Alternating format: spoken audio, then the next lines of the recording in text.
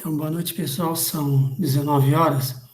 Nós vamos ver hoje a finalização do tema Gestão Avançadas de Estoques. Vamos fazer a última abordagem dos últimos slides da aula passada. Em seguida, nós vamos falar sobre finanças comportamentais, por que a gente tem que estudar isso, por que a gente tem que conhecer o problema do comportamento do investidor, das pessoas, e como isso influencia a controladoria, os negócios. E se der tempo, a gente começa a falar de valuation, que é como valorizar as empresas, o porquê que a controladoria tem que se preocupar com esse tema também. Tá? Então, a gente vai ver três coisas ao mesmo tempo, né? Vamos falar de estoques, vamos falar de finanças comportamentais e avaliação de empresas. Então, na aula passada, a gente estava terminando, né? O tempo estava esgotado, nós não conseguimos abordar o finalzinho do que é a gestão avançada de estoques. Então, a gente vai falar sobre o JIT, que é o Just in Time, que é um sistema adotado, é uma filosofia, se a gente for avaliar a fundo, de como as empresas querem administrar os seus estoques. Na verdade, as empresas não querem ter estoque, elas querem que os insumos, aquilo que ela precisa no processo operacional, esteja somente dentro do processo, em cima da hora, vamos dizer assim. Então, algumas empresas conseguiram, com isso, fazer uma redução de estoques, uma redução de ativos. Portanto, isso tem um impacto tanto no fluxo de caixa, no gerenciamento do capital de giro, como uma redução forte em todo o processo de gestão de estoques. Então, o objetivo do JIT é basicamente esse, é que você só coloca na linha de produção, você só coloca dentro da fábrica os produtos, os insumos, no momento em que eles são solicitados pelo processo produtivo. Então, a ideia é justamente você não ter muitos estoques. Só que a gente tem que lembrar que esse tipo de gestão de estoques, ele demanda alguns procedimentos prévios para serem implantados. Tá? Então, a gente tem a idealização de que esse sistema vai trazer significativos ganhos para a empresa, mas vamos ter que pensar em como é que nós estamos na nossa cadeia de suprimentos, quem são os fornecedores, tá? Então, é preciso ter fornecedores competentes, fornecedores eficientes, que vão cumprir com os prazos de entrega de acordo com a demanda da produção do bem ou do serviço. Algumas concessionárias de veículos, elas reduziram o estoque que elas mantinham nas oficinas, justamente para ter um menor problema dentro da oficina com estoques. E eles montaram esquemas de transporte, às vezes, de uma peça para atender o conserto de um veículo. Então, o veículo entra, faz-se o orçamento, verifica-se qual é o defeito, qual a peça que tem que ser reposta, trocada. Isso já emite lá uma ordem de serviço para o fornecedor, e através de um sistema de transporte bem montado, o fornecedor disponibiliza no dia seguinte, às vezes até no final da tarde, a peça que vai ser trocada no veículo. Então, vejam, o que as indústrias fizeram lá atrás, as prestadoras de serviço também incorporaram essa filosofia e utilizaram na prestação de serviços. Tá? Então, o objetivo fundamental do JIT, né, nós temos vários aí, seria basicamente aumentar a produtividade, reduzindo custos, né, reduzindo riscos de ter estoque, E, em tese, com isso tudo, eu tenho alguns ganhos, né, no meu processamento, na minha operação. Só que eu repito que isso depende muito do fornecedor cumprir com os prazos. Tá? Eu vou lembrar sempre isso, que se você não tiver um bom esquema de fornecimento, uma cadeia de suprimentos altamente eficiente, você corre o risco de não conseguir, de paralisar a produção ou não prestar o serviço. Tá? Então, a empresa que vai se colocar para esse tipo de gestão de estoques, ele tem que pensar muito bem como é que funciona, né? Agora, ela também tem que estar preocupada, essa empresa, com aquela coisa que eu falei lá atrás, prever o que vai acontecer, o que a gente vai vender, né? Quais serão as demandas que nós teremos para a nossa empresa. Então, é preciso ter um modelo de previsão, um modelo de acompanhamento, de rastreamento do mercado, conhecendo quais são os padrões e quais são as tendências dessa demanda dos serviços, dos produtos. Ontem tinha uma notícia no jornal, acho que era o Estadão, de que para você comprar um carro zero hoje você tem que esperar 2 a 3 semanas. Por quê? As empresas puseram o pé para trás, né? Não, eu vou com calma agora, eu não vou sair fazendo carro, que eu não sei se eu vou vender.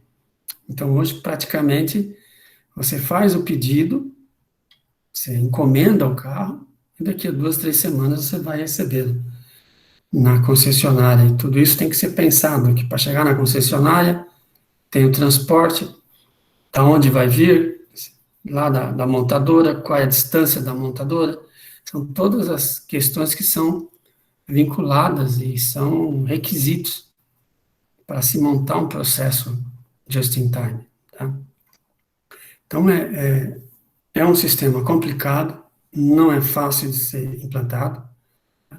Garante, sim, se for bem estudado, bem implantado, garante redução de custos, né? E a gente tem, nessa redução de custos, aumento das margens, ou seja, nós criamos valor quando fazemos isso. Depois a gente tem uma outra metodologia que está sendo desenvolvida já há alguns anos, tá? Que é o outsource inventory, ou seja, é o estoque fora. O que é o estoque fora? É que quando eu terceirizo a gestão do meu estoque, eu vendo, mas a responsabilidade da entrega vai ser feita pelos meus fornecedores. Isso acontece aonde? No comércio eletrônico.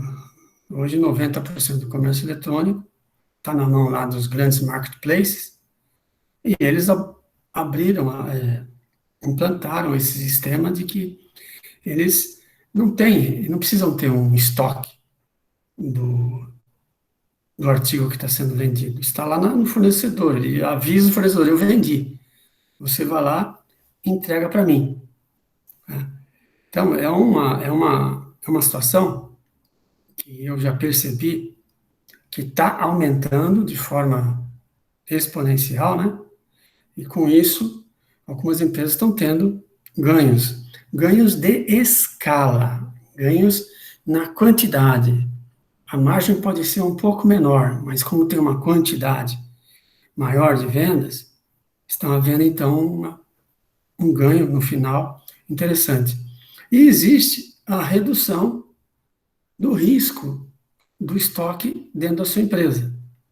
O estoque está lá com o meu fornecedor. Né? Então a gente tem que negociar com o fornecedor, ele tem que manter o estoque, ele aguarda a ordem de entrega em função da venda que foi feita. Tudo isso hoje é interligado, né? Tudo online, 24 horas. Então as pessoas estão comprando à meia-noite, o sistema está rodando e avisando como é que está sendo feita essa venda, para onde ela vai. No dia seguinte, o fornecedor está recebendo a ordem de despacho dessa mercadoria. Né? E aí nós precisamos contar também que este fornecedor, assim como aquele que eu exijo uma alta eficiência para colocar insumos na minha linha de produção, aqui eu peço para ele ser o atendente do meu cliente. Então, nós estamos correndo também um risco de reputação quando este fornecedor, eventualmente, não atender a venda que foi feita. E a gente, com isso também, a gente tem alguns ganhos de que o transporte, né, eu não sou mais o gestor do transporte, que dá um trabalho, né, muito alto. Imagina eu ter 100 produtos, 100 clientes, 100 rotas diferentes, eu preciso de 100 carros diferentes ou 100 transportadoras diferentes. Não dá. É um trabalho muito grande. Enquanto que quando eu faço a venda direto, através do online, e o meu fornecedor já sabe, ele faz a entrega. Então eu não preciso mais fazer a gestão logística da expedição dos produtos. Então isso tem também um ganho que pode ser mensurado pela contabilidade gerencial, para se verificar a viabilidade de implantação disso e, logicamente, ter um menor preço no mercado, uma menor margem, mas com o volume você está conseguindo ganhar, talvez até mais do que tivesse montando um estoque dentro da sua empresa.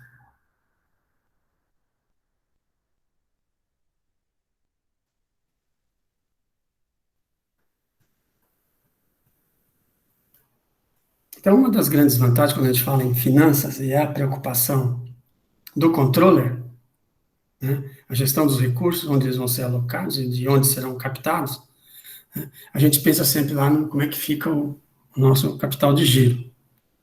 E eu quero ter o mínimo de capital de giro porque é dinheiro parado, eu quero ter o mínimo de estoque porque é dinheiro parado.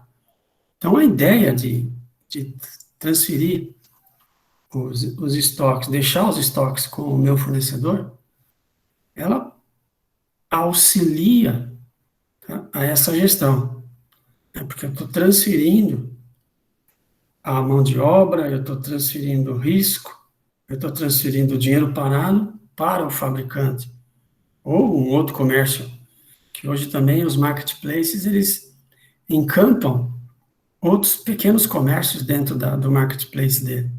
Então, não precisa ser exatamente um fabricante, pode ser mesmo um, um atacadista distribuidor, que era um varejista, e coloca lá o produto que, por exemplo, o Magalu, a Americanas está vendendo, a Casas Bahia está vendendo. Então, a gente percebe lá quando a gente vai no e-commerce, no marketplace da Magalu ou da Via Varejo, Casas Bahia, um produto que vai ser entregue, ele fala, vai ser entregue pelo fulano de tal, que é, ou é um atacadista, um distribuidor daquele tipo de artigo, daquele produto, ou é um fabricante direto. Pode ser as duas coisas. O importante é que a gente quer fazer uma redução dos custos que são alocados, dos gastos que são alocados à gestão de estoques. Então, quando a gente fala em gestão avançada de estoques, com base naquilo que a gente já estudou, é pensar em como ter um atendimento qualificado, um atendimento de qualidade para o nosso cliente, com o menor custo possível. Essa redução de custo pode ser simplesmente um aumento de margem, um retorno maior para os acionistas, como pode ser também uma posição da empresa em reduzir seus preços e conseguir ampliar o mercado, ampliar as vendas, aumentar a base de clientes, gerar uma fidelidade de clientes. Tudo isso tem que ser pensado ao mesmo tempo, não pode estar dissociado no raciocínio da gestão de estoques.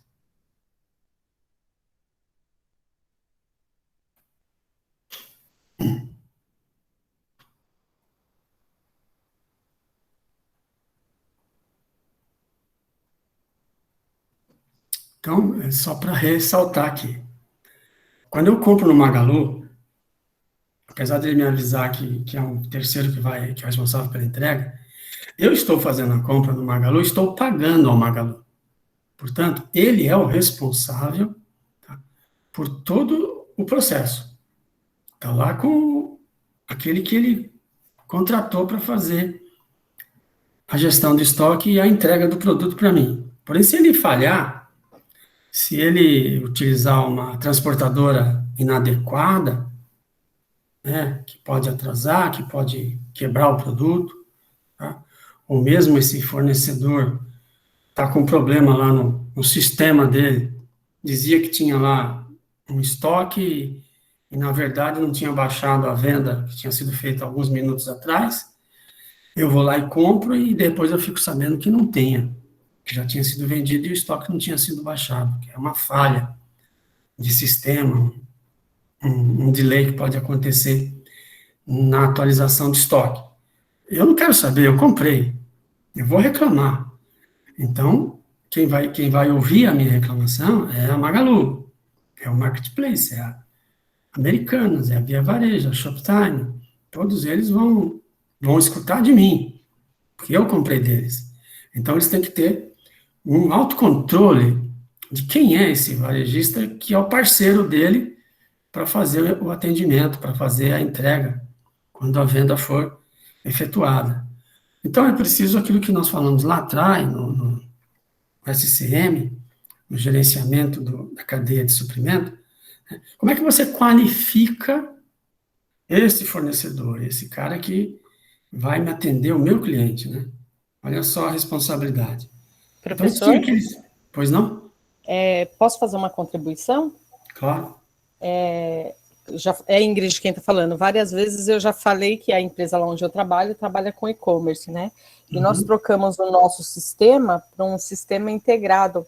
Como a gente atua em várias plataformas ao mesmo tempo, Magalu, Mercado Livre, Americanas, né, que é a B2W, Via Varejo, e Madeira e Carrefour. Então, o nosso sistema faz um único estoque, conta com um único estoque nessas todas essas plataformas de venda. Então, uma vez que acabou o estoque, ele freia o anúncio em todas elas, mas às vezes dá uns bug no sistema e não freia. Aí vende, a gente não tem o estoque, aí lá vai a gente correr para comprar, para entregar aquele produto em tempo hábil. É bem complexo o negócio, tem que ter um controle terrível. Não, tem que ter sistema ERP altamente eficiente, com uma auditoria online de como ele está funcionando. Por isso ele fica um pouco mais caro.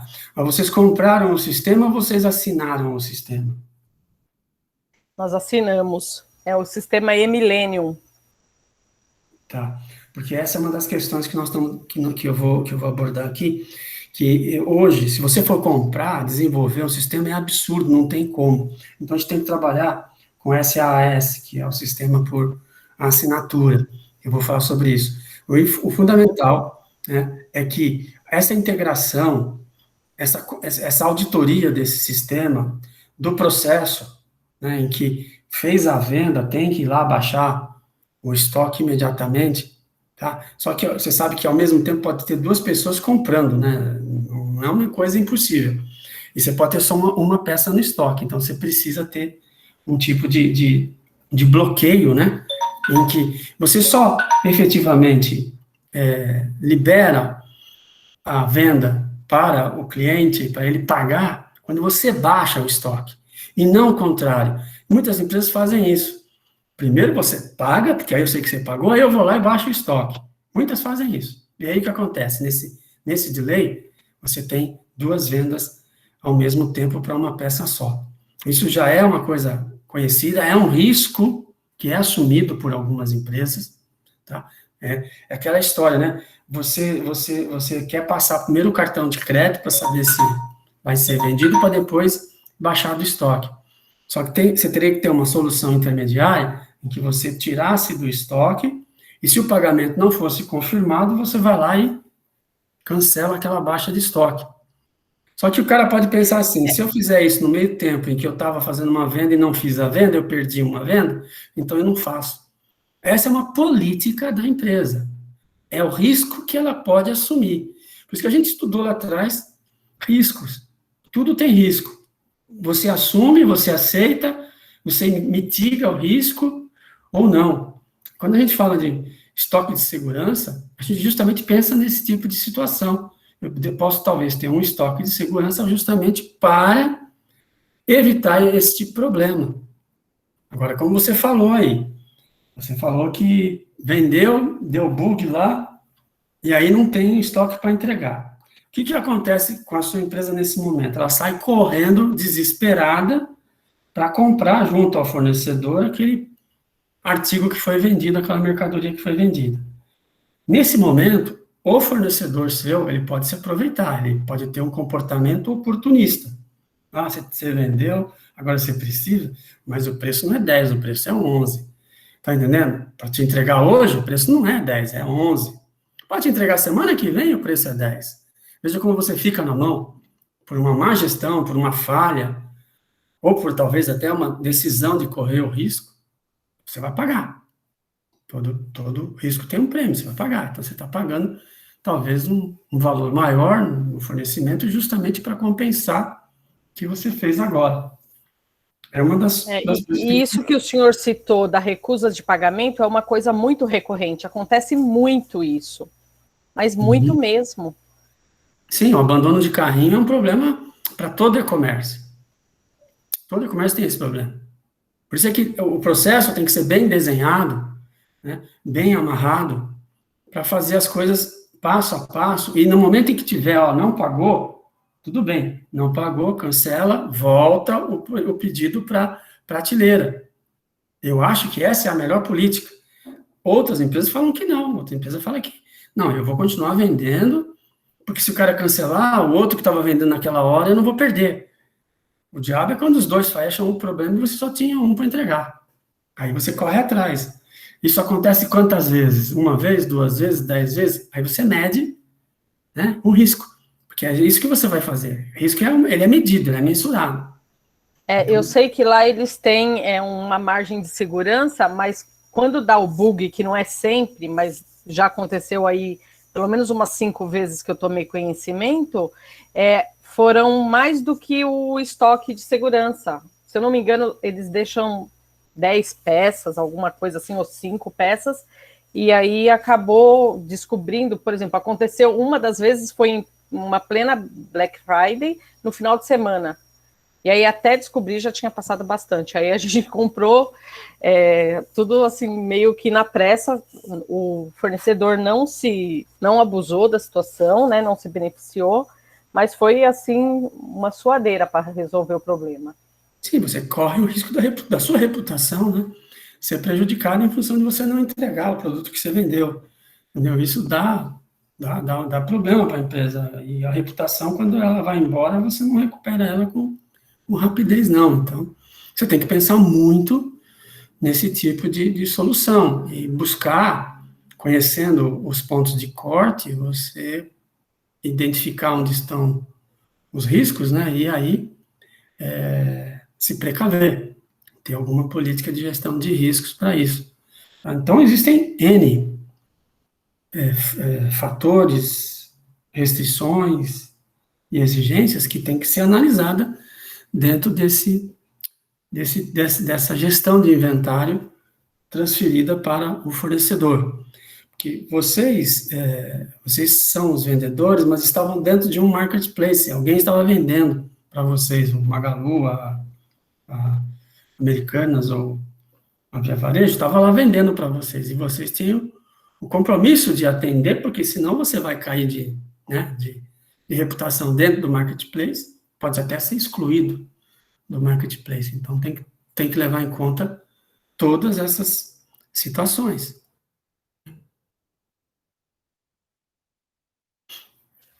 Vocês vão ouvir falar muito do dropshipping, tá? Que é o serviço que está transferido para o meu fornecedor direto para ele atender, né? Então, A gente tem que pensar que quando eu estou comprando através do Magalu, e lá aparece que o fulano, o ciclano que está vendendo, que é um atacadista, normalmente, tá? Os preços não são de atacado, os preços são de varejo. Então, se você for gestor, é isso que eu quero que vocês pensem, se vocês forem gestor de uma empresa, tá, que está trabalhando, utilizando o marketplace, então vocês vão ter possibilidade de ter uma ampliação de vendas, vocês têm que pensar muito no preço, tem que pensar muito na precificação. Tem um diabo hoje no Brasil que os impostos, as comissões do marketplace são cobradas sobre o valor total que o cliente paga, incluindo o frete. Quer dizer, você tem mais um problema, porque os impostos vão incidir sobre o custo da mercadoria, que você precifica, lógico, você sabe, né? Só que na hora que vem o frete de entregar em São Paulo e entregar no Amazonas é completamente diferente, é muito mais alto. Então, você tem que pensar também nessa solução tributária, que você vai pagar mais impostos, né? Principalmente hoje, quando você vende de um estado para outro, tem lá a diferença de ICM, e você tem que calcular isso. Então, nós temos aí 26 unidades federativas com ICM, ok? Você pode vender para 26 estados diferentes, com ICM diferente. Você vai ter que recolher o DIFAL na hora de passar isso para frente, na hora que a transportadora tá pegando teu produto e cruzando as fronteiras dos estados. Quantos produtos a gente não tem que vender? E cada produto, às vezes, no estado de destino, tem um ICM diferente do estado de origem. Então, você tem que estar com essa preocupação também para não fazer uma venda com uma margem menor do que aquela que você estava pensando por força da carga tributária. Então, a gente tem que estar muito bem calculado isso, não pode pensar em entrar nesse negócio sem fazer, além de todos os estudos prévios de como é que vai ser o processo de vender, de entregar, processo logístico, você tem que fazer um planejamento tributário também. É fundamental estudar todas essas questões relativas aos impostos incidentes sobre as vendas entre os estados. Tá? Em município, você tem problema de frete, que em frete você pode pagar o ISS quando está dentro do município, e tem que pagar ICMS quando sai do município. É uma zona esse país, né? Mas, se você não estiver atentando para essas questões... Fora que alguns estados, professor, cobram uma taxa de pobreza, é o caso de Alagoas e parte do Rio de Janeiro, que tem uma taxa de pobreza, além de você recolher a GNRE, né, que é esse imposto aí, ainda tem a taxa de pobreza. 2,5% tem que pagar para o Rio de Janeiro para poder entregar o produto lá. Mas isso é o Fundo Nacional lá da pobreza aqui. Só nesse país aqui que se inventa esse tipo de situação, né? Ô, professor, mas Pois não. Tem muitas Sim. empresas também que, no caso, a empresa que eu trabalho, opta por ter centro de distribuição também em outros estados, né? Então, é o que o senhor falou, faz uma análise, um estudo, né, para onde é distribuído esses produtos e por exemplo, pega um centro de distribuição no Nordeste, um centro de distribuição no Pará, um centro de distribuição no Sul, e aí você faz essa conta para ver se o que você vai pagar de imposto vai acabar compensando com a distribuição, tendo esses CDs em outros estados, né? Mas é mais uma questão de estudo, é o que o senhor falou, tem que ter uma análise tributária por trás de tudo isso. É um negócio maluco, cara. Quando você começa a fazer o mapa de gestão, se você pede para o seu fornecedor, em vez de você faturar para mim aqui em São Paulo, você fatura para o meu centro de distribuição em Pernambuco, se você não fizer as contas certas, você toma um ferro, cara, que eu vou te contar. Eu fui fazer uma análise para uma empresa outro dia aí, e falei, que é isso, cara? Quase eu falei para ele, desiste, faz outra coisa, porque isso aqui não compensa, não. Que a legislação do ICMS, o produto dele é diferente em cada estado. base de cálculo diferente, alíquota diferente, tem uma redução não sei do que lá, para o outro não tem. Cara, um negócio maluco para... Eu tenho um amigo que trabalha na Fast, e ele falou que os iPhones que vêm de fora, os celulares, desce acho que se não me engano, em Suape, em Recife. E aí, quando você entra no site da Fast para comprar um celular, você acha o celular por um preço. Quando você vai na loja, esse celular tá mais caro. É obviamente porque na loja você tem ali funcionário, você tem aluguel, enfim, você tem outros custos. Mas a diferença, tipo, é absurda. E aí eu perguntei por que é essa diferença. Ele falou assim, é porque o centro de distribuição de alguns eletrônicos fica no Pernambuco. Então, tem essa questão fiscal aí para trazer para São Paulo. E então, se você tem a urgência, você paga mais caro. Se você não tem urgência, você espera o produto vir de Pernambuco. E também eles têm que pensar, como por exemplo, tá descendo no Porto de Suape, mas se você pensar em descer em Manaus, você tem uma redução absurda de impostos.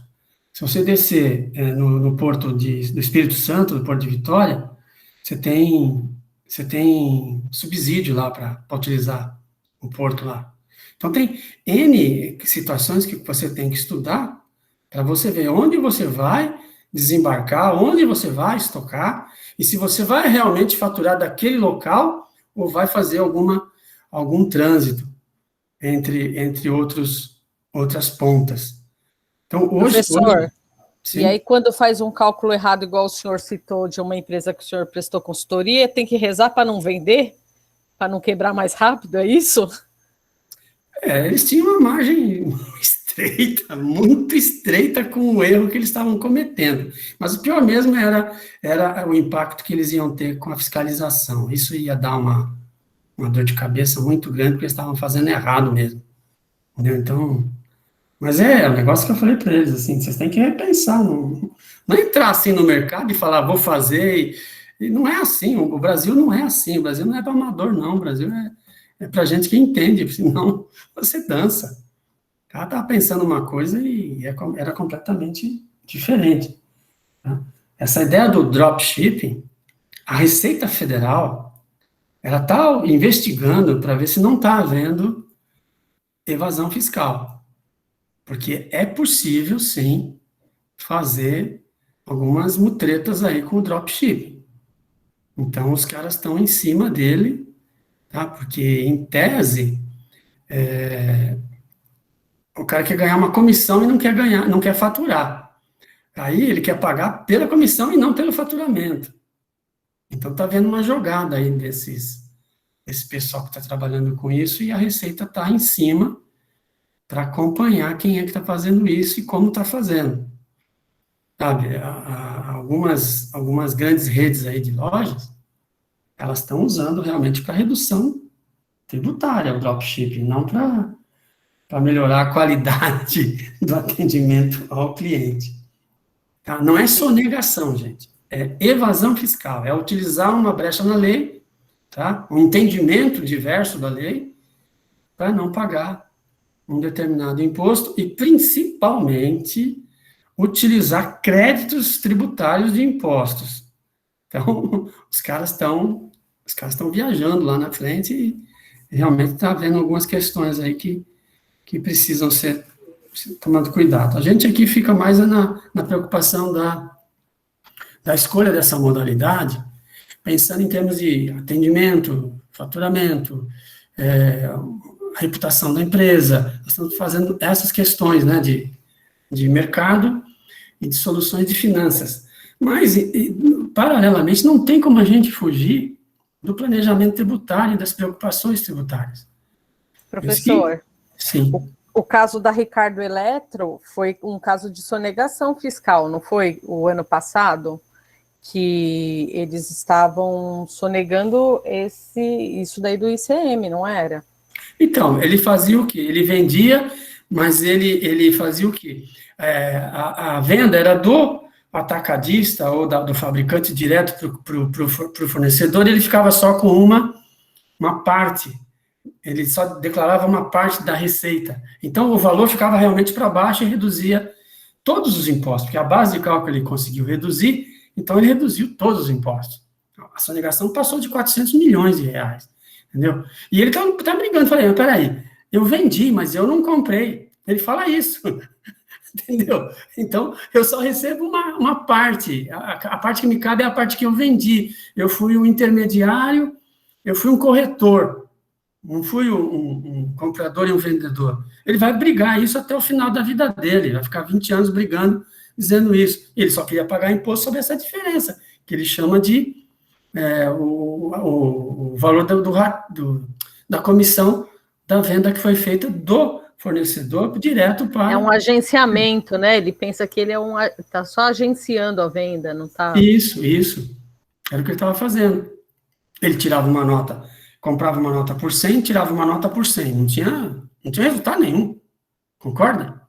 E aí tirava uma outra nota da diferença que ficava com ele. Então, ele só pagava o imposto do quê? Dessa última nota. Ele não pagava das outras duas. É uma discussão que vai ficar na justiça.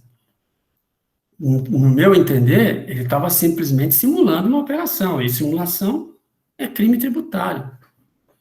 Mas aí, sabe como é que é advogado? Vai brigar até... Então, eu só estou alertando isso, gente, porque é uma matéria, planejamento tributário é uma matéria complexa, difícil, né? E no Brasil ela é um caos, que se a gente não pensar, tá, em precificação com análise tributária, a gente vai fazer bobagem. Vai errar com toda certeza. Tá? E cada vez que eu pego um processo de precificação de empresas, o cara está preocupado com o custo e com o lucro. Eu falei, peraí, antes de falar em custo e lucro, que regime tributário você está? O que você está pagando de imposto? Depois a gente vai conversar sobre o custo. Aí quando você começa a abordar e avançar, aí você começa a ver as lambanças que são feitas por pura ignorância. Não conhece o que reza lá o mercado. Agora você vê os caras tudo louco aí correndo atrás de contador para resolver problema com Bitcoin, criptomoedas. Os caras fazem as bobagens, acham que é só comprar e vender, e agora tem que fazer o imposto de renda, não sabe justificar e tem que pagar imposto retroativo ao ano passado. Tem gente que se mete a fazer as coisas e, infelizmente, não estuda, não pesquisa, não avança, né? Então, está que está com essas preocupações, tá? A gente não vai abordar isso com profundidade, porque a gente nem tem tempo para aprofundar isso, mas é algo que vocês têm que estar preocupados na hora que estiver lá fazendo a precificação. Professor, me tira uma dúvida, é que eu não entendo muito de comércio eletrônico. Esse dropshipping... Então, o que eu queria ressaltar aqui, gente, é que quando a gente estiver estudando o nosso negócio, está fazendo uma modelagem. Tem alguém com o microfone aberto aí. Dá uma desligada, senão vai dar eco. Tá? Então, quando você modela, entende o seu modelo de negócio, como é que você está trabalhando, você vai determinar quais são as técnicas que você utilizará para a gestão dos estoques.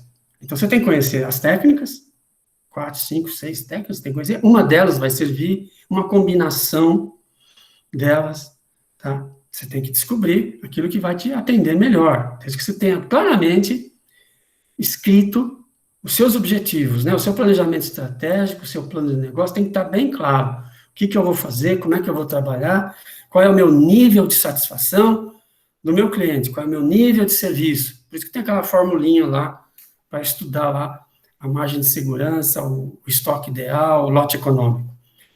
Tudo isso, gente, você pode fazer no Excel, mas hoje os softwares fazem isso.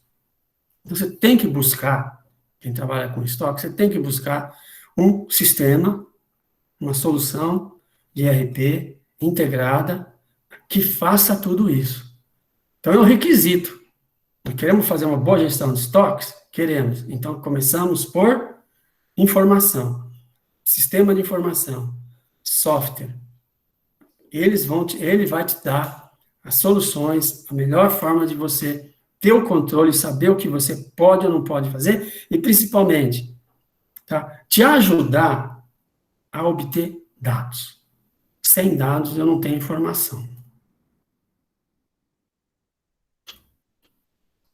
Então, hoje, antigamente a gente tinha que comprar o software de estoque. E o desgraçado não conversava com mais nada. Hoje não, hoje está tudo interligado. Né? Você consegue fazer conversar os sistemas, os módulos, né? Então, com essa evolução, é isso que eu bato sempre. O que custava 10 mil há um ano atrás, hoje custa 5. Por quê? Por causa da diluição dos custos entre os usuários. Então, o sistema já não é mais para um usuário, o sistema é para vários usuários. Então, quando eu faço isso, eu consigo reduzir o custo de venda do serviço de software, do ERP. E isso hoje cresce num volume absurdo, que é o SaaS, o software como uma prestação de serviço. Então, tem empresas se especializando em administrar o teu estoque na nuvem, e você faz o que? Só acessa e paga um aluguel pela ocupação do seu espaço, do seu estoque, daquele sistema dentro da nuvem. Então, isso tem que ser pensado pelas empresas. Tem que pensar isso hoje, né? Amanhã não, é hoje. Como é que eu soluciono o meu estoque utilizando o SaaS? Porque eu vou ter ganhos, tá? Eu vou ter um melhor controle. As pessoas, às vezes, ficam com preguiça, porque o início de um sistema demanda parametrização e cadastro. Um trabalho desgraçado. E não pode errar. Você tem que certificar que está fazendo a coisa certa. Mas uma vez que é feito, esse trabalho inicial se dilui.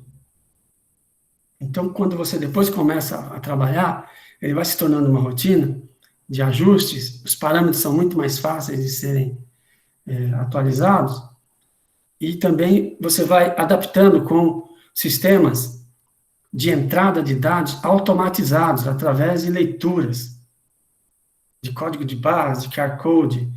Hoje nós temos as leituras de dimensionamento por imagem. Então, você tem condição hoje de buscar soluções que agilizam, automatizam a gestão do estoque, ao cadastro dos produtos que você põe no estoque, a movimentação desse estoque. Por quê? Quando você tiver isso, você vai estar online, sabendo o que está entrando e o que está saindo.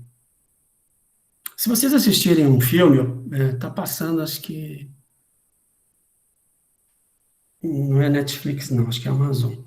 Mas ele está na TV aberta também. Chama um grande estagiário lá, um estagiário velho, um filme que mostra a história de um estagiário idoso que entra numa empresa distribuidora de modas. E num determinado momento, a atriz principal e os gestores dela estão no computador, olhando um mapa, e o mapa mostra uma pessoa abrindo o carrinho de compras e selecionando o produto. Então, ela seleciona, põe no carrinho, vai lá, estão acompanhando, pum! A pessoa desiste de comprar. Ela fecha o carrinho sem comprar. Eles perguntam, o que aconteceu? Vejam onde é que estão. Numa cidade no interior, no fim do mundo, o cara está comprando lá uma peça de roupa que eles vendem, por que ela não comprou? Aí eles automaticamente sabem quem é a mulher, a idade dela, qual a cidade dela, para dali tirar algum insight de por que a venda não foi efetivada. Então, quando você começa a ver essas coisas, que isso está retratado num filme de uns 4, 5 anos atrás, tá? Não é de agora, não. É com Robert De Niro, agora eu lembrei o ator, Robert De Niro, tá? É um estagiário... Um senhor estagiário. Isso aí, um senhor estagiário.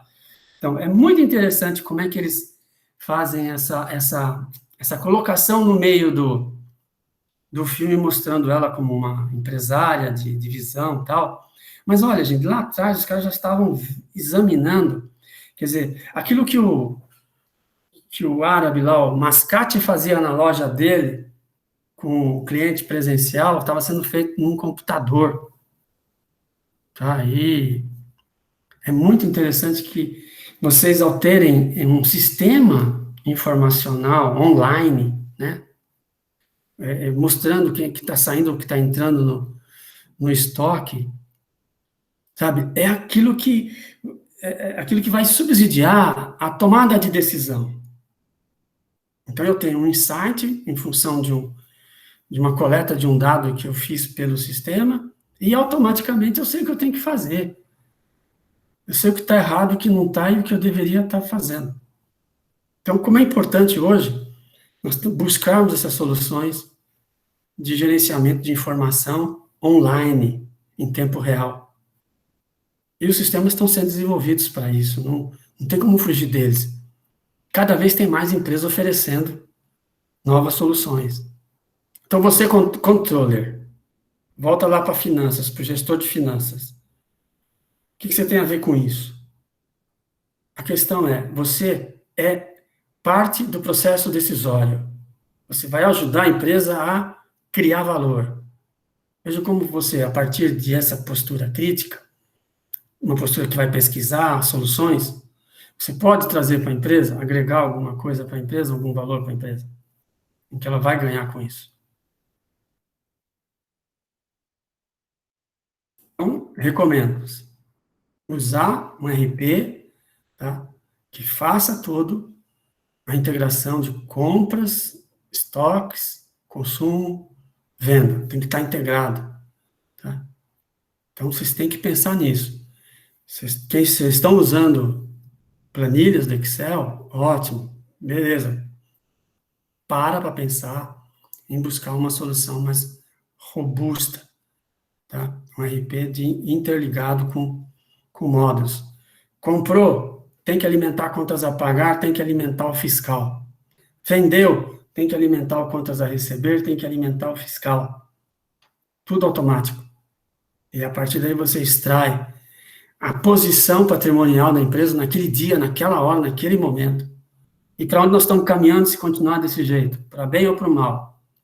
E você toma as decisões mais rápidas, mais perto do acerto, mais longe do erro. Então, é preciso pensar nisso. Tá? E quando você pensar nesses sistemas integrados, tá?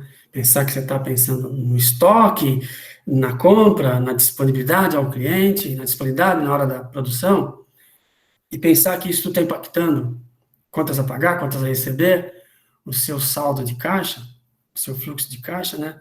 Tudo isso interligado, tem que estar preocupado, tá?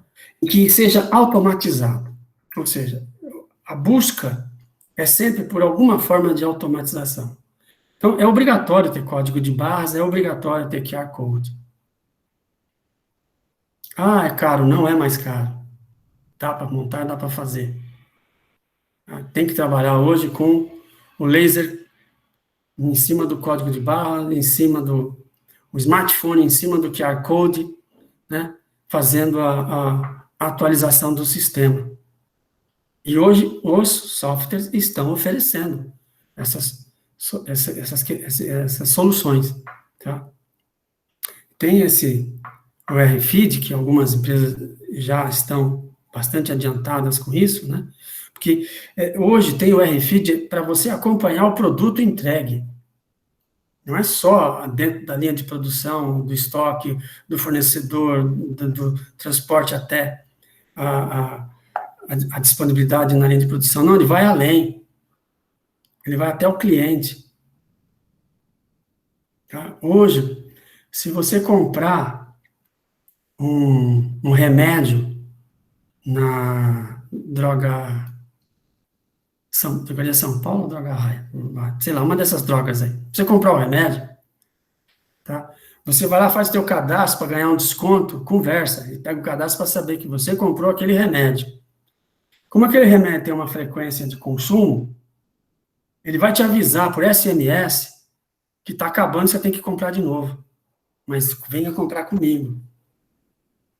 Veja como eles acompanham o produto vendido. É uma solução, é uma forma de convencer aquele cliente comprador a retornar, a ser fiel. E a gente faz isso com pneu. A gente faz isso com a peça que você trocou dentro do teu carro. A Brastemp fazia com alguns eletrodomésticos. Então, vejam como a gente se adianta, né? Dá um pulo na frente para garantir lá na frente o mercado, para garantir lá na frente a volta do cliente, a fidelidade dele. E está dentro da gestão de estoques. Não é só uma questão de marketing, uma questão de vendas. É pensar no produto, toda a cadeia. Até pensar no descarte. Tem empresas nos Estados Unidos que acompanham o produto e avisam o cliente, ó, tá chegando a hora do descarte. Onde eu posso pegar o produto? Você não precisa levar, eu vou buscar aí. Vejam como é que os caras lá estão viajando na nossa frente, muito, muito mais na frente mesmo, uma coisa doida. E assim, é uma sequência, cada hora alguém, né, percebe, quando ele analisa lá o ciclo de vida do produto, que a gente deu uma estudada aqui breve, né, junta lá o ciclo de vida do produto, junta essa ideia de gestão avançada de estoques, e quando você pensa nisso tudo, ali no meio do caminho, será que não tem um ponto que eu consigo ganhar alguma eficiência? Então, quando eu faço essa crítica, provavelmente, com o tempo, vai aparecer uma solução, uma coisa diferente, que vai te dar alguma vantagem competitiva, tá?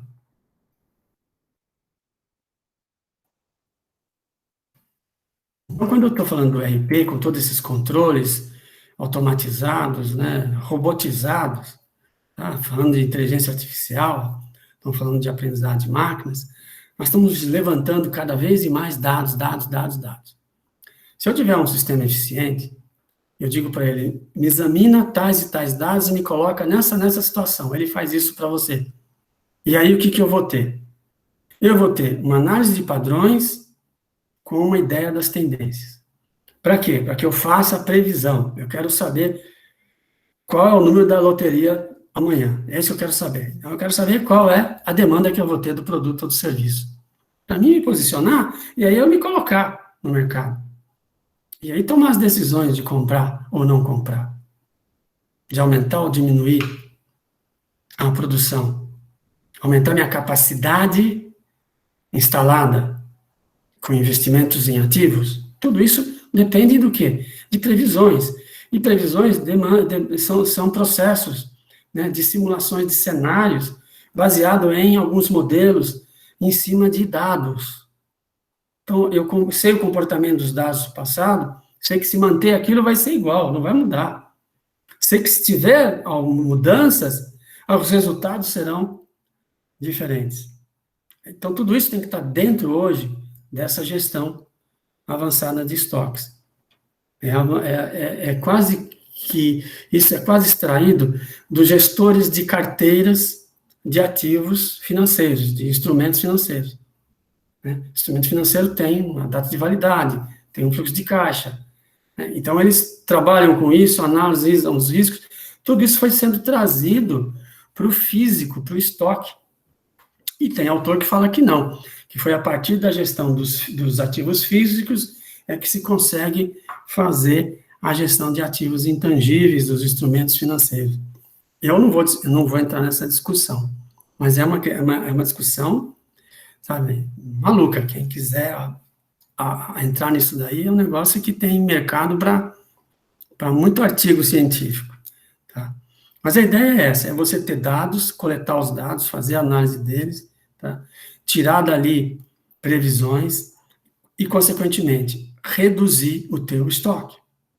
No nível ideal das suas vendas, da sua prestação de serviços, no nível ideal que não impacte, não dê um impacto forte no seu fluxo de caixa.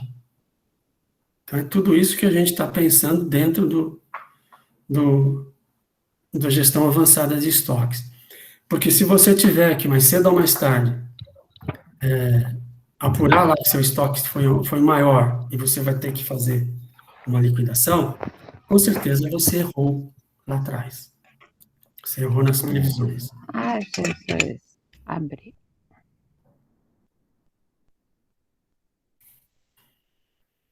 Quando a gente estuda marketing, gente, não sei se vocês tiveram, a gente estuda muito segmentação de mercado.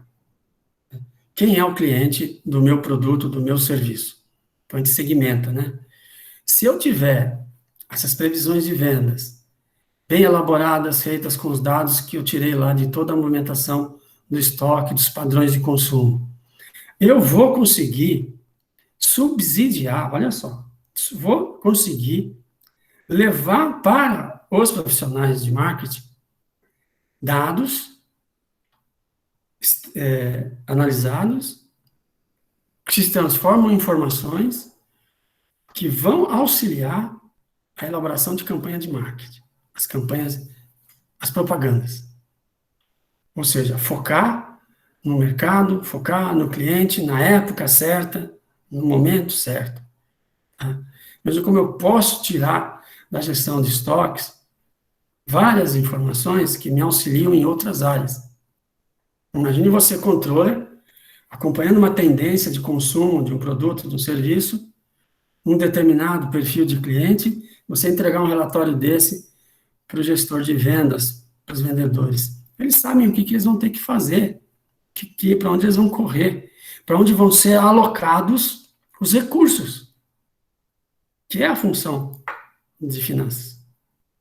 Para onde eu vou gastar? Vou gastar no propaganda X, na propaganda Y, com o mercado X, com o mercado Y? Vamos fazer no chute? Não, não pode mais fazer no chute. Tem que fazer em cima de informações. E ali vai se, na discussão com as outras informações, essa junção de tudo, você vai definindo o seu posicionamento estratégico, o posicionamento da empresa.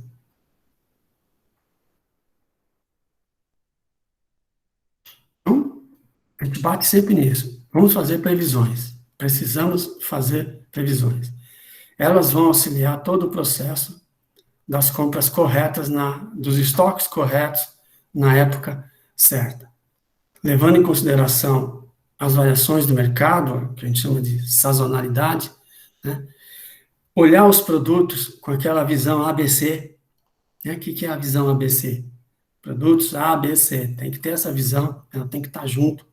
Ela vai te auxiliar a você subsidiar as suas promoções de venda ou as suas compras, né? Desde que você tenha dados coletados pelos sistemas informacionais.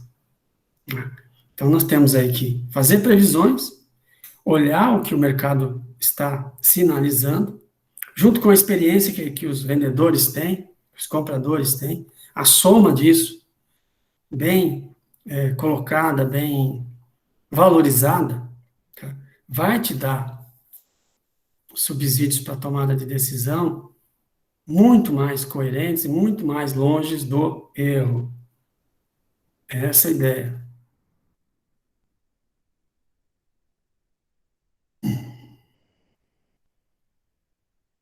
Finalmente, gente, é uma coisa que está crescendo muito, e vocês têm que pensar nisso, é o uso do smartphone.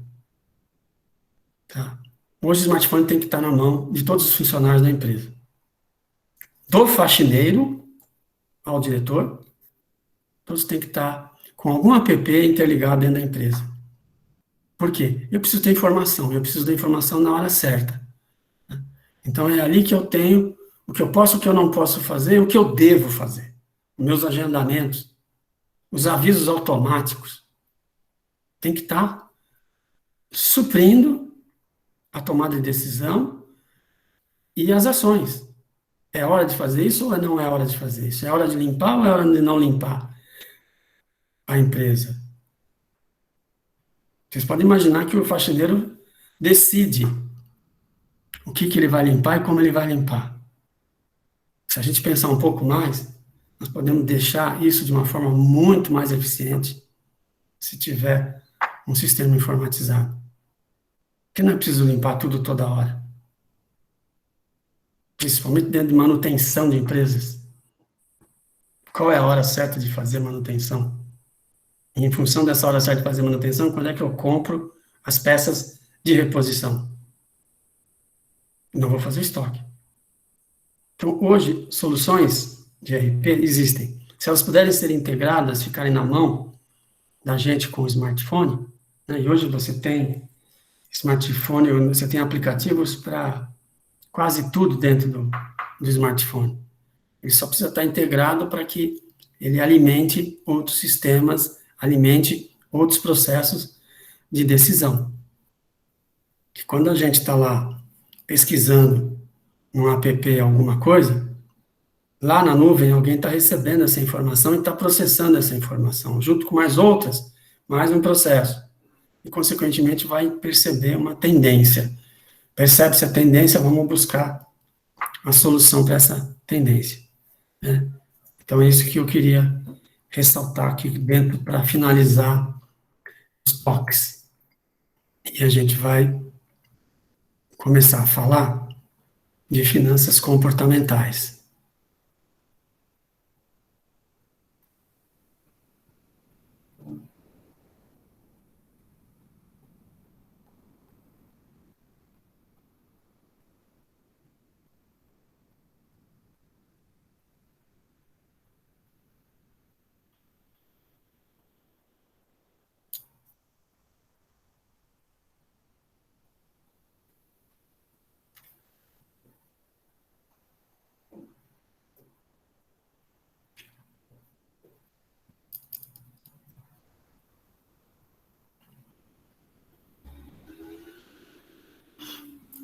Vocês estão vendo aí, é o slide Finanças Comportamentais. Por que estudar esse assunto?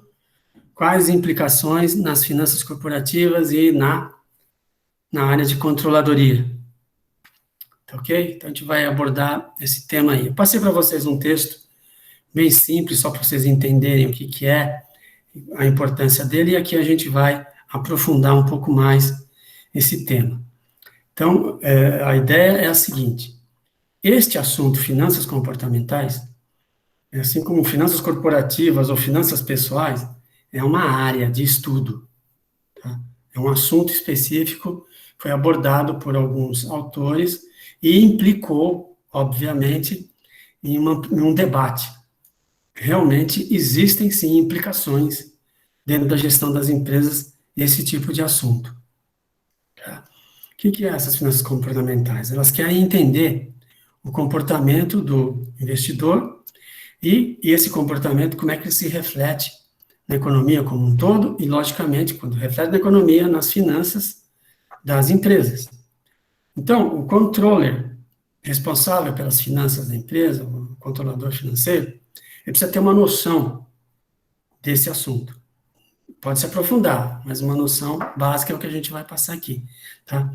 Porque, ao entender isso, você percebe como o consumo é influenciado por essas decisões, por esse comportamento, e, logicamente, como isso também altera o contrário do consumo, que é a poupança.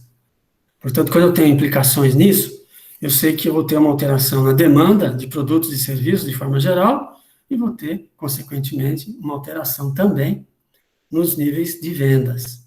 Então, as minhas previsões de vendas são baseadas não só no histórico, no passado, mas também no entender o comportamento futuro do consumidor. Tá?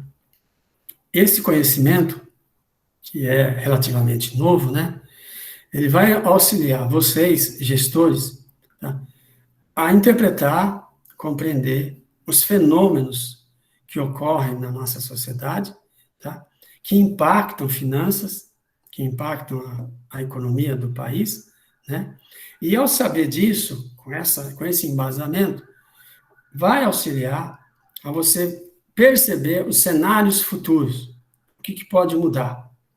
Né?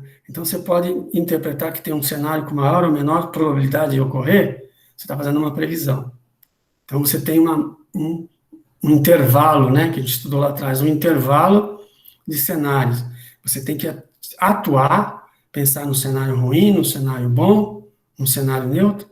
Tá? Para quê? Ao fazer tudo isso, né, ao criar um intervalo de probabilidades, eu estou reduzindo a incerteza, eu estou dentro do risco. Eu estou conhecendo o risco.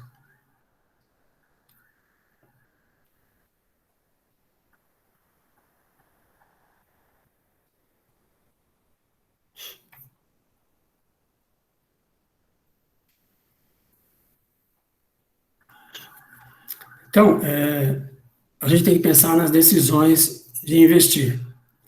Eu posso investir num quadro, eu posso investir numa poupança, eu posso investir num terreno, posso investir numa máquina, posso investir num caminhão, eu posso investir numa empresa, num negócio, e dentro da empresa eu posso investir numa linha de produção de bens e serviços, numa linha de comercialização de mercadorias, diferentes ou não. Como é que eu tomo essas decisões? Como é que é o raciocínio das pessoas na hora de tomar essas decisões? E aí, logicamente, implica para onde vai o din-din, né? Estamos falando de alocação de recursos na economia, tá?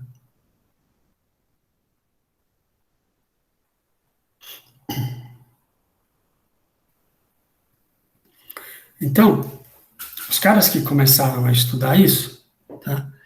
Eles perceberam que muitas decisões não são racionais. Beiram a irracionalidade. E por quê? O que acontece? E aí, o que está definindo esse tipo de decisão que não deveria ter sido tomada? Ela foi um erro. Porque a gente, quando olha para o que foi feito e as consequências, a gente faz julgamentos, né? Por exemplo, qual é a diferença entre coragem, né? Todo mundo tem coragem em algum momento, e a estupidez. Estupidez como sendo algo que você faz para prejudicar a si mesmo e a terceiros. A resposta, gente, é simples, foi o resultado. Se deu certo, você foi corajoso. Se deu errado, você foi estúpido. Só que eu só faço isso depois que aconteceu. E por que aconteceu? Aí vem a história dos vieses. O que é um viés cognitivo e um viés emocional? Tá? Então, uma questão básica, tá? Você já deve ter visto aí alguns estudos. Tá? Você tem aí na figura um taco de beisebol, uma bola de beisebol, né? Os dois juntos custam R$ 1,10 no total. O taco custa R$ 1 a mais que a bola. Quanto custa a bola? Anotem o resultado aí numa folha de caderno. Não precisa me falar não, tá? Se quiser anotar também no chat, pode anotar. Quanto custa a bola? Depois a gente volta aqui. Então, ó, eu só quero saber isso, hein? Quanto custa a bola? O taco custa R$ 1 a mais que a bola. E os dois juntos custam R$ 1,10.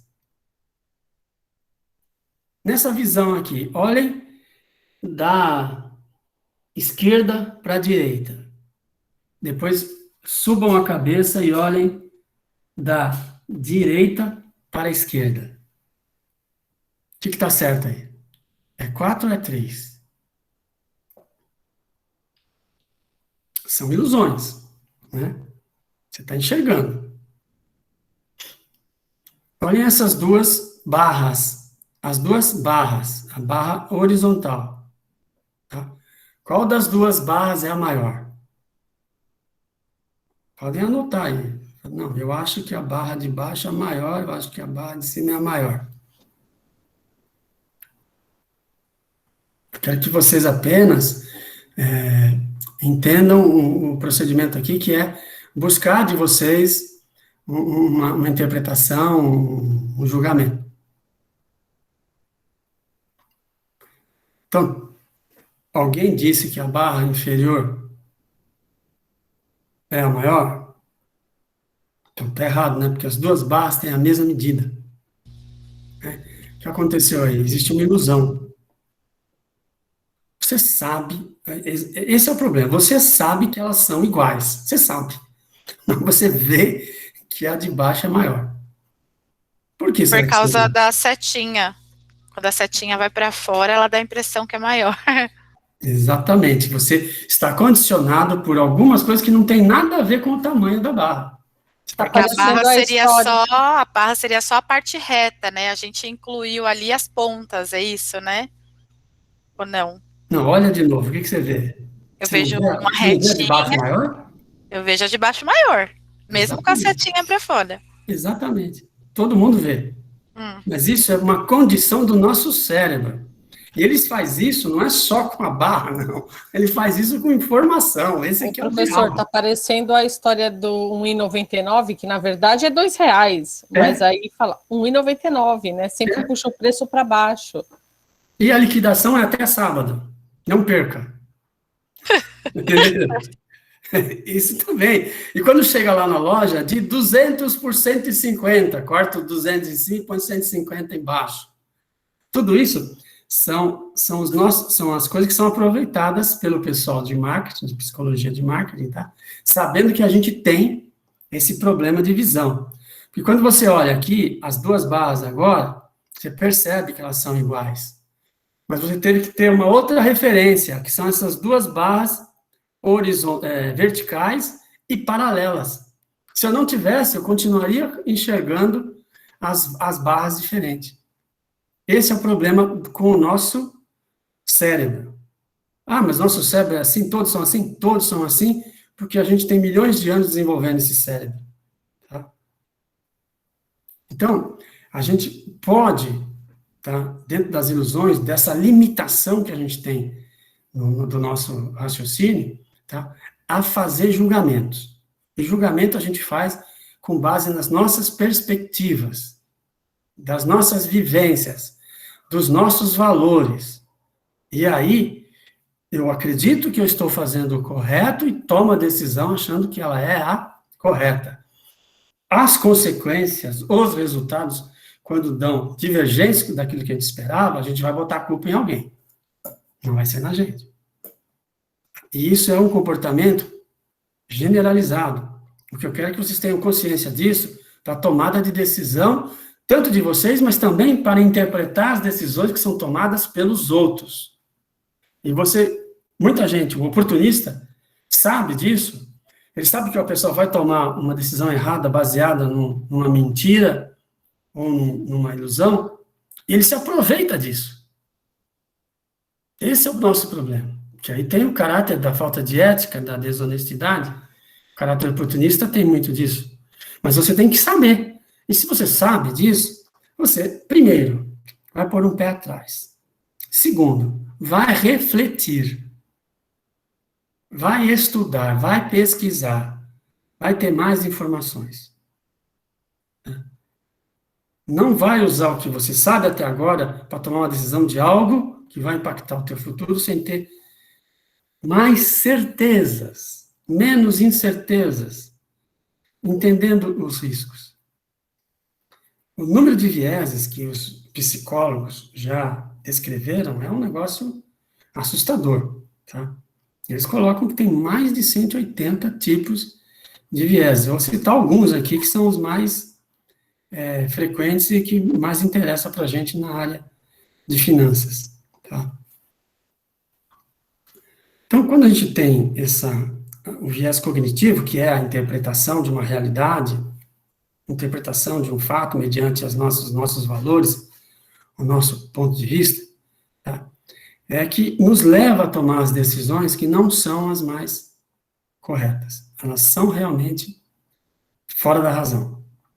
Se elas são fora da razão, elas estão num outro campo, no campo dos sentimentos, no campo do instinto.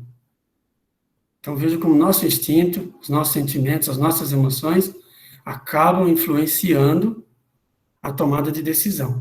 Só que o nosso cérebro, ele não aceita passivamente nem a emoção, nem o instinto, nem os sentimentos. Ele briga. Mas como ele é condicionado, ele cria um processamento interno que justifica a decisão sentimental, a decisão intuitiva ou instintiva, que é chamado de heurística. Heurística vem de eureka. Lá no passado, um cara gritou, eureka, achei a resposta. Mas ela estava errada. E vem daí a situação. Você tem um processo, um raciocínio, tá? Em que você não está indo a fundo, você está buscando um caminho mais curto que justifique a decisão já tomada pelo seu coração ou pela sua barriga, seu instinto. Tá? Então, infelizmente, gente, nós somos assim. A gente é cabeça, razão, coração e instinto. Uma briga eterna entre os três aí, né, do que a gente vai fazer na nossa vida, no nosso dia a dia. Ao ter ciência disso, a ideia é que as finanças comportamentais, esse estudo, é que, ao ter ciência, você seja chamado a uma pausa, a uma reflexão. Olha, eu vou tomar uma decisão, mas essa decisão pode estar errada. Então, se ela pode estar errada, deixa eu parar um pouquinho para pensar. Decompõe o problema, decompõe a situação. Isso se chama análise. Depois que você analisou, junta de novo as partes. Isso se chama síntese. Depois que você fizer esse processo, você vai estar com uma visão mais clara. Principalmente na hora de formular, de enunciar um problema. Quando você enuncia um problema corretamente, você está achando metade da resposta, metade da solução. Se o problema for enunciado de forma errada, você pode ter certeza que a solução vai ser uma porcaria. Então, a gente tem várias coisas aí que o pessoal de psicologia explica, né? Que é os viés frios, viés quentes, né?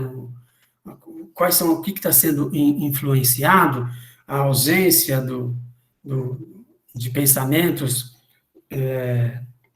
lógicos, né? Uma abstração da realidade, a ausência disso complica, tá? Ao mesmo tempo, eu tenho as minhas crenças, aquilo que foi formado pela minha educação, pela minha vivência, pelo ambiente, né, em que eu vivo, né? Eu nasci no Brasil, então eu sou cristão, mas se eu tivesse nascido na Arábia, eu era muçulmano. Se eu tivesse nascido na Índia, eu era hindu. Se eu tivesse nascido na China, eu era ateu. Pois é, tudo isso são influências, e isso influencia minhas decisões. Ao longo do que eu convivi, desde a minha infância até a idade adulta, eu fui formando algumas convicções, e é um risco quando você tem convicção. Uma convicção é o preconceito, né? É o posicionamento que não aceita muito a diversidade, não aceita a diferença, né? Então, os caras discutem isso, tá, gente? Não tem um negócio definido, não. Os psicólogos, lá, os psiquiatras, antropólogos, ficam discutindo esse comportamento do ser humano, tá? Porque eles acham também que, em determinados momentos, algumas decisões, ainda que sejam emotivas, intuitivas, elas foram altamente acertadas, foram adequadas. E outras que foram pensadas muito tempo e não deu certo. Então, não há uma coisa assim definida. Tá? Por isso que a gente está no campo das hipóteses, desenvolvendo uma teoria, né? Professor, que nós notamos lá na empresa o ano passado, quando foi a primeira... quando começou esse negócio da pandemia, que fechou todo mundo, né? Que foi a primeira onda. Isso, que cresceu muito a venda do e-commerce, né? Sim. E aí a gente não sabia se a gente queria que encerrasse isso e a gente pudesse voltar para a empresa, ou se a gente ficava nessa onda. E aí depois as coisas foram abrindo gradativamente, foi diminuindo as vendas, né, do e-commerce, fomentando um pouco mais na loja, mas a gente sentiu um pouco. Aí agora com essa segunda onda, a gente viu de novo aumentar e muito. E aí o que a gente tomou de impressão? Que quando fecham as pessoas em casa, acho que todo mundo fica angustiado, ansioso e acaba descontando nas compras. E aí agora a gente fica nesse impasse, não sabe se quer que tudo abre ou se fica, como a gente tem loja física e loja no e-commerce, né? Uma das duas sempre vai estar fomentada. Mas a gente notou que o comportamento das pessoas mudam bastante quando elas estão ficando reclusas em casa. Elas compram, mas muito mesmo diferente, itens diferentes do que quando está tudo aberto. Sim, os comportamentos, as próprias decisões dessas pessoas não estão sendo muito racional. Tá? Por que a pessoa vai comprar roupa se ela não vai sair de casa? Não tem sentido, né? Não há lógica para isso, mas as pessoas compram, acabou, né? Não tem, a gente vai falar, não, mas não devia. É assim o mundo, é assim as pessoas. Tá? E você, como que está dentro da empresa, você vai ter que se posicionar frente a esses dois mundos, o mundo do e-commerce e o mundo físico. Não tem como você falar, eu vou abortar um e vou ficar com o outro. Não, você vai ter que pensar nos dois. Porque você vai estar no mercado de um consumidor, o seu personal buyer lá, você está com ele definido, e ele pode estar comprando na sua loja, pode estar comprando dentro do e-commerce. Você vai ter que parar para pensar sobre isso. Não tem como deixar de pensar nisso. A gente até fez um comparativo assim, que tem gente que desconta essas ansiedades na comida e passa a comer mais. E tem gente que acho que deve descontar na compra, né? Sim, e aí passa a comprar mais. Porque traz alguma satisfação. Então tem que entender isso, né? E essas pessoas que estão tomando decisão, gente, elas têm, como eu falei, vários vieses que distorcem o raciocínio, tá, da decisão mais correta. Os mais estudados, mais vistos, são esses que estão aí. A ancoragem, o viés de confirmação, o viés retrovisor, o viés do excesso de confiança e o comportamento de manada. Esses são os principais, aqueles que a gente está focando aqui. Existem outros, vinculados mais ou menos entre um e o outro, ficam entre os dois, ficam entre os três, uma combinação entre eles, tá? Que vocês têm que conhecer para saber, olha, as pessoas têm esse problema. E nós temos esse problema. Ao saber disso, ao ter consciência disso, eu me reposiciono no sentido de fazer mais reflexões, tá? A ancoragem como lembra, a âncora, né? Você ficar preso a um fundo, a uma situação. Você tomou uma decisão, ela pode estar errada, e você não consegue sair dela. Tá? E isso é tomado muito com compra de ações, com montagem de negócios. O negócio vai afundar e você quer continuar porque tem uma esperança de que vai recuperar, de que vai... Ou seja, é uma mistura de sentimentos sem razões, porque todos os fatos estão mostrando que não deveria mais estar naquele negócio. Realiza o prejuízo e sai fora. Começa de novo. Ah, mas eu não quero aceitar que eu perdi. Isso destrói a imagem de sucesso que a sociedade cobra. Tudo está junto. Né? Então, esse é um dos fenômenos que você tem que perceber entre as pessoas, quando elas têm algum tipo de teimosia. E a teimosia ela é perigosa. Que existe a pessoa que erra por ignorância, por não saber, tá? E existe a pessoa que erra pela teimosia de não querer aprender. Então, nós temos que estar atentos a esse tipo de situação. Tá? Por isso que a gente chama a pessoa de burra. Porque o comportamento do animal, daquele equino, qual que é? Empacar. Por alguma razão que a gente não sabe, ele não sai do lugar. Então, não tem uma razão. E ele não sai, você pode bater nele, ele não sai. Ele empaca. Por isso, quem tem um comportamento teimoso, que não sai do lugar, que insiste no erro, é burrice. É a pessoa burra. Não é a pessoa ignorante. O ignorante aprende. O burro, não. Então, ele tem que estar olhando como é que está esse comportamento. Interpretar esse comportamento. Buscar soluções para ele. A ideia é que a âncora, ela amarra, a pessoa precisa fazer, ela sabe que tem que fazer, mas ela está presa. Presa a um padrão, presa a uma ideia, a uma convicção, a um preconceito. Tem muito de preconceito nisso, tá? Também tem a questão da vaidade, não admitir erro. Errei, não quero admitir, isso me reduz a minha imagem, isso quebra minha autoestima, então eu não aceito, eu me recuso. Esse é o mais perigoso de todos. Esse é o que está em moda hoje no Brasil, tá? Infelizmente. Tá? É a busca por aquilo que confirma a sua crença. Aquilo que você aprendeu, aquilo que te ensinaram, a convicção que você adquiriu, você vai buscar informação que te sustente. mesmo que ela seja falsa. E é por isso que hoje nós temos essa situação de fake news no Brasil. Por quê? Porque tem gente muito esperta que percebe que as pessoas estão precisando de informação que confirme a crença. Então, o que eu faço? Eu jogo esta informação falsa no Facebook, no Instagram, no jornal, na notícia com cara de notícia, que é falsa, que tem um entendimento para aquelas pessoas buscarem ali que se confirme o que elas pensam.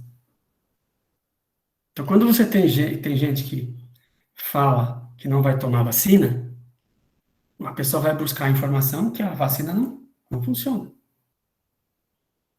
E assim, são todas as outras questões da vida das pessoas. Né? E aí vem os influencers, né, com seus milhares de seguidores, colocando situações, convicções, para forçar uma opinião pública caminhar para um determinado comportamento. Isso nós estamos assistindo no mundo inteiro. Não é só no Brasil, não. Mas isso está implicando em sérios problemas para a sociedade como um todo, para a economia. Então, a gente tem que estar atento se a gente realmente está questionando, né, ou não, aquilo que a gente está olhando para a realidade. O fato, qual é? E a versão, qual foi? O que eu vou valorizar dentro de tudo isso? Então, o risco de você buscar informação, situações, buscar apoio para aquilo que confirma, mesmo você estando errado, as suas crenças, seus valores, você está correndo um alto risco.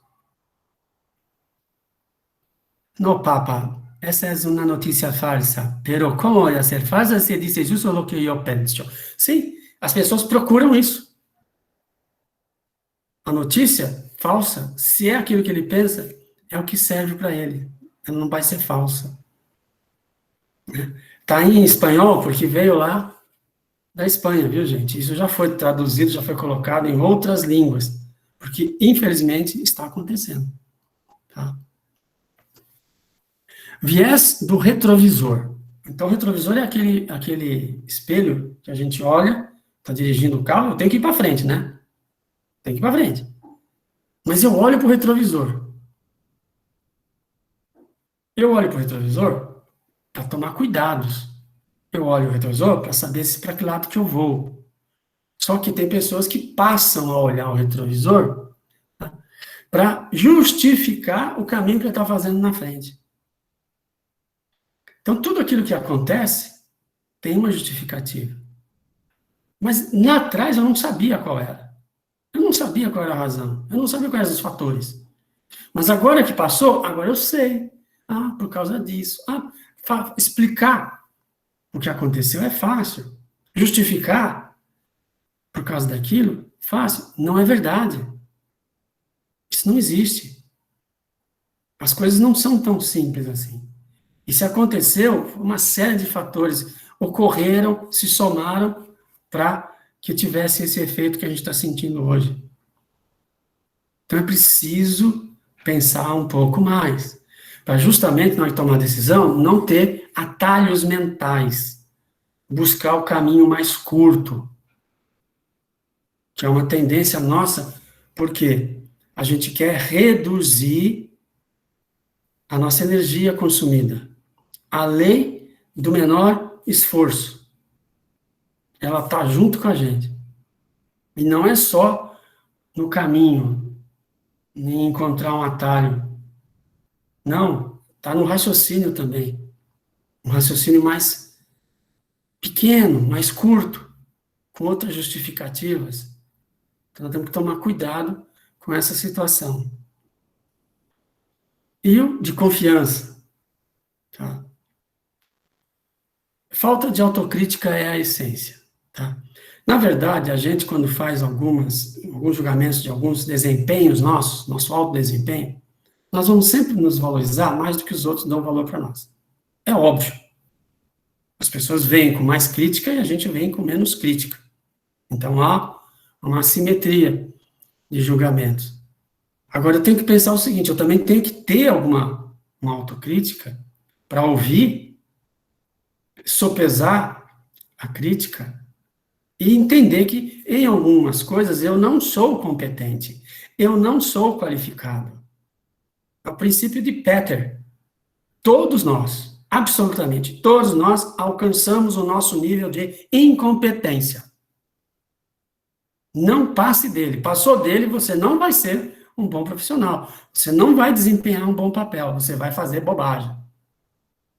Ah, mas eu posso me preparar sim, a gente tem que se preparar. Então a gente se prepara e depois avança. Se não, quando não falta autocrítica e é um excesso de autoconfiança, você vai tomar decisões. Você pode tomar decisões. Eu acho que vai dar certo, e porque vai dar certo, e porque eu sei, porque eu já vivi, porque eu já conheço, e não conhece. A gente não conhece tudo, a gente não tem capacidade de processar tudo. E aí, logicamente, pode dar certo, lógico. Tem uma coisa chamada sorte, né? Tem uma coisa chamada genialidade. Mas isso é a minoria.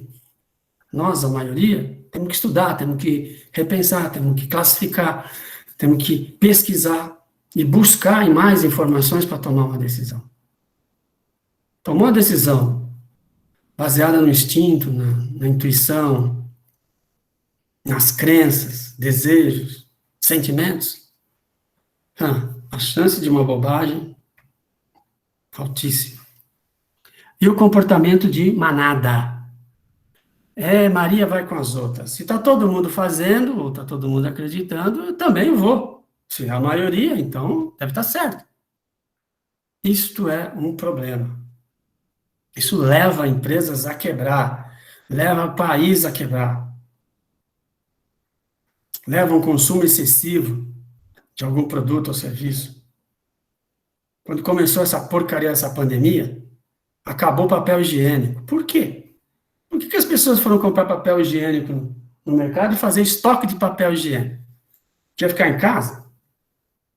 Então não ia utilizar o banheiro da empresa? O que deu na cabeça das pessoas de comprar papel higiênico que nem maluco? Eu vi no mercado aqui na frente, o dia, pessoas saindo com fardos de papel higiênico. Mas qual é o sentido? É totalmente irracional. Mas por quê? Porque um fala para um, o outro fala para o outro, vai faltar papel, vai faltar papel, vai faltar papel, pronto. Está todo mundo achando que vai faltar papel e vai todo mundo lá comprar papel. E assim, N outras situações. É a corrida que vai num banco, é um efeito dominó que quebra um banco, quebra uma empresa. Tudo isso pode estar.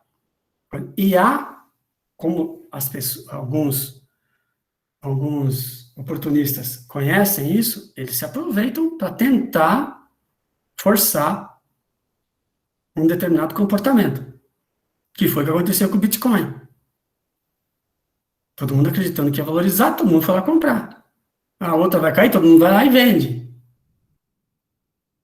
Tudo isso influenciado por pessoas que utilizam os meios de comunicação de forma bem eficiente e desonesta para conseguir esse tipo de situação. Então a gente tem que pensar, se a manada está correndo, por que ela está correndo? Quais são as razões dela estar correndo? Vai a fundo e você pode descobrir o que realmente está causando o comportamento. Então, dentro da finança e da economia, a gente tem essa preocupação com as duas coisas, porque as pessoas e os seus raciocínios, e a ausência de raciocínios e os seus comportamentos sentimentais, emocionais, influenciam toda a economia, e a economia retrata o comportamento das pessoas e, consequentemente, impacta no que vai ser consumido ou deixar de ser consumido e onde se investe o dinheiro ou se deixa de se investir dinheiro. Né? Agora parece que parou o pessoal de ficar montando barbearia, né? Porra, uma barbearia em cada esquina. Não teve o tempo da pizza, uma pizzaria em cada esquina, o tempo do sushi. Ou seja, isso é questão de manada, que são questões que a gente não entende e afeta a economia. acaba aumentando a oferta de um produto ou serviço, e quando você tem uma oferta maior de produto ou serviço e a procura não aumenta, o que acontece com o preço? Cai. Então tem que estar atento a esse tipo de situação. Né? Então, a gente entendendo esses comportamentos, a gente se posiciona, a gente busca algum tipo de prevenção ao risco que essas situações se colocam para nós, para o nosso negócio, para a nossa empresa. Um efeito manada pode quebrar a tua empresa. Um efeito de ancoragem pode quebrar a tua empresa. Então, essas coisas nós temos que estar atentos. Quem começou a estudar isso daí, né, o Richard Thaler, lá atrás, né, então ele falou, olha, tem as pessoas econs e tem os humans, né, quem é que trabalha na idealização, quem é que é real, né. Então, ele fala assim, olha, isso aqui, pela economia clássica, disse o seguinte, as pessoas agem racionalmente. Não, as pessoas não agem racionalmente. As pessoas fazem bobagens. Tá? E pessoas que acreditam que a tulipa vai aumentar de preço e todo mundo comprava tulipa. Quem quiser estudar a história da tulipa holandesa, é um dos episódios mais bizarros de economia. As pessoas acreditando numa flor. E flor, gente, é algo perecível, apodrece. Cara, é uns negócios que você fala assim, não é possível que isso aconteceu. É possível, sim. Assim como é possível as pessoas pagarem uma fortuna no tênis que o cara usou dentro da premiação. É uns negócios que você não tem, né? Não tem razão. Então, vocês têm que estar atentos para esse tipo de comportamento. Né? As besteiras que as pessoas fazem no consumo, na poupança, né, a ausência de poupança e as besteiras de consumo, refletem na economia como um todo. Refletem na incapacidade de pagamento, na inadimplência, no nível de inadimplência alto, no nível de gente negativada, que compromete o crédito, que aumenta o spread bancário, tudo isso complica. E prejudica, logicamente, o crescimento da economia, o equilíbrio das contas públicas. Tudo vai se vinculando, gerando problemas futuros. Nós criamos desequilíbrios. E como todo sistema visa o equilíbrio, ele vai se ajustar, pelo bem ou pelo mal. E a gente tem que estar atento a esse comportamento. Tá? Depois vieram mais os dois psicólogos, né? Aumentaram a situação, aumentaram mais o estudo, né? Criaram uma outra teoria, né? A teoria da perspectiva. Então, raciocinem junto comigo aqui. Você tem duas escolhas, A ou B. Eu te digo, você pode ganhar 3 mil. Você tem 100% de probabilidade de ganhar 3 mil. Mas, você pode ganhar 4. Só que para ganhar 4, você só tem 80% de chance. Quer dizer, você tem 20% de chance de perder. Qual que você escolhe? Qual a probabilidade que você escolhe? Nós, vamos fazer o quê? Vamos escolher a A. Por quê? Porque eu vou ganhar 3 mil com certeza, 100%. Pô, mas eu não podia ganhar 4 mil a mais? Mas aí eu tenho uma chance de perder. Então, nessas respostas, que é feito com as pessoas, né? Tá? As pessoas preferem justamente o quê? Ganhar os 3 mil e não correr o risco. Porque ele poderia correr um risco de 20% de perder e ganhar 4. Poderia, mas não faz. Tá? Agora eu vou inverter a pergunta. Isso aí, gente, eles fizeram lá atrás com milhares de pessoas e isso foi replicado e continua assim. Tá? Você tem agora C e D, né? As outras alternativas. O que você vai preferir? Olha, você pode perder 3 mil reais. 100% de probabilidade de perder 3 mil reais. Mas você pode perder 4, tá? Só que aí, você pode perder 4 com 80% de chance e 20% de não perder. Ou seja, você tem 20% de ganhar. E aí, qual que é a resposta? Certeza de perder ou alguma chance de ganhar? Os 4 mil. Vai inverter, tá? O que acontece? A maioria vai escolher a última. Se eu tenho 20% Entendeu? Eu prefiro. Aqui eu tenho certeza que eu perdi 3 mil. Aqui, eu acho que não. Mas se eu perder, eu vou perder 4 mil a mais do que os mesmos mil que eu poderia ganhar lá no outro. Veja como é que é o raciocínio das pessoas e é o nosso raciocínio. Tá?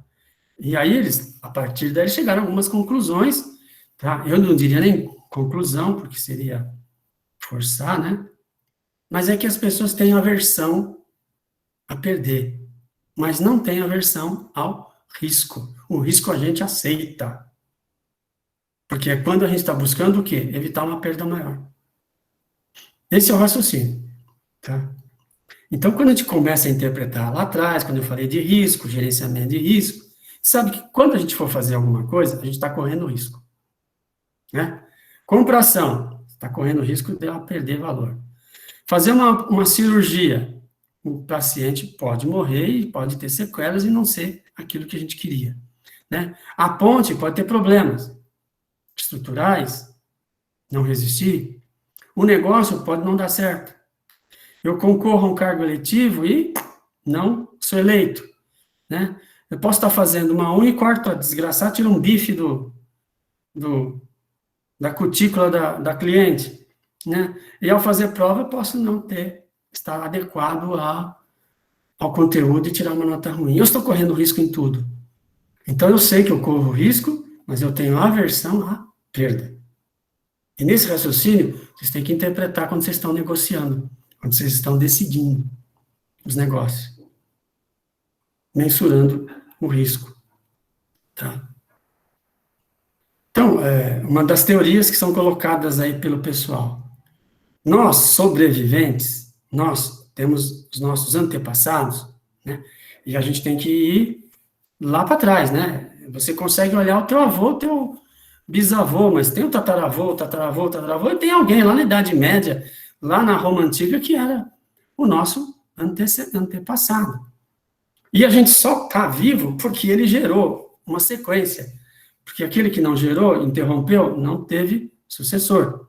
Então, quem foi o sobrevivente e quem foi aquele que morreu e não deixou descendente? Foi o covarde. Foi aquele com mais medo. Foi aquele com mais precaução. Porque aquele que, curioso, foi olhar lá um problema que estava acontecendo no mato, ou foi picado por uma cobra ou foi comido pelo leão. Enquanto aquele que ficou olhando de longe, tá, não correu risco, tá, ele conseguiu sobreviver, ele conseguiu ter descendentes. E nós somos o fruto dessa descendência. Não do corajoso que se meteu numa encrenca lá e pereceu. Então é preciso ter uma coisa. Quando você tem muita autoconfiança, desconfie dela.